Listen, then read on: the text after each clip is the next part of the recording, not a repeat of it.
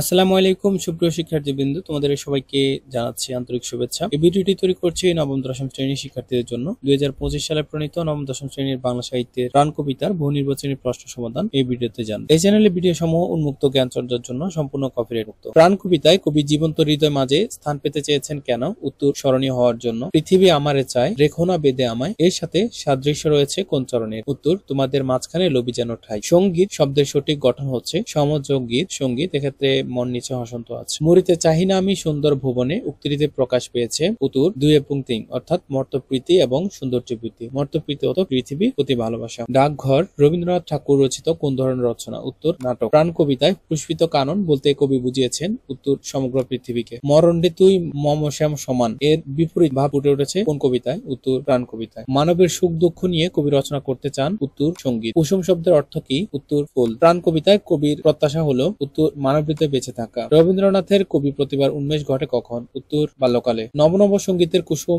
আমরা কখন তুলব? উত্তর, সকালে বিকালে। বিরহ মিলন কত হাসি, এরপরে শূন্যস্থানে বসবে অশ্রুময়। কবি সুন্দর ভুবনে কি চান না? উত্তর, মরতে। রবীন্দ্রনাথ ঠাকুরের অনন্য অবদান। উত্তর, বাংলা সাহিত্যকে বিশ্বসভায় পরিচিত করানো। হাসি মুখে নিয় ফুল, এখানে ফুল শব্দটির দ্বারা বোঝানো হয়েছে উত্তর, সঙ্গীত। প্রাণ কবিতায় কবি স্থান পেতে চান তিনটাই সঠিক, অর্থাৎ সূর্য করে, পুষ্পিত কাননে এবং জীবন্ত হৃদয়ে। 1, 2, 3 সঠিক উত্তর।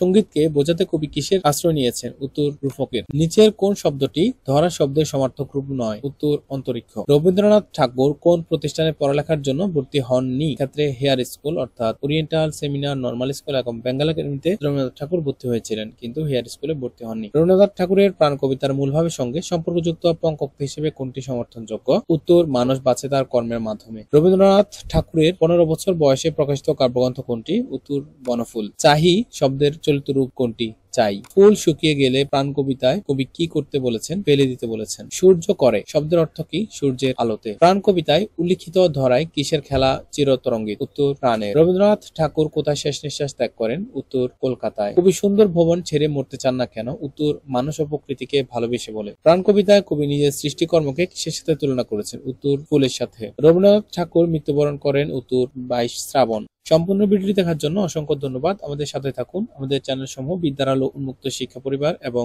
সি স্টুডেন্ট কেয়ার সাবস্ক্রাইব করে বেল আইকনটি বাজিয়ে দিবেন। পরবর্তী ভিডিও দেখার জন্য ধন্যবাদ জানিয়ে শেষ করছি। আল্লাহ হাফেজ।